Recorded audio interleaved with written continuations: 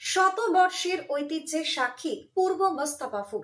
পুজোয় হাজির বিধায়ক অশোক লাহিড়ী। দক্ষিণ দিনাজপুর জেলার বালুরঘাট বিধানসভার হিলি ব্লকের বিনশিরা পঞ্চায়েতের পূর্ব মোস্তাফাপুরের শতবর্ষের ঐতিহ্য বহন করে আসা বুড়িমা কুকুর ও শিয়ালকালী মায়ের পুজো উপলক্ষে থেকে ভক্তদের ঢল নামে। পুজো মণ্ডপে উপস্থিত ছিলেন বালুরঘাট বিধানসভার বিধায়ক ডক্টর অশোক কুমার লাহিড়ী। তিনি পুজো কমিটির সদস্যদের সঙ্গে কুশল বিনিময় করেন এবং এলাকাবাসীর উন্নয়ন সংক্রান্ত বিভিন্ন বিষয় নিয়ে আলোচনা করেন।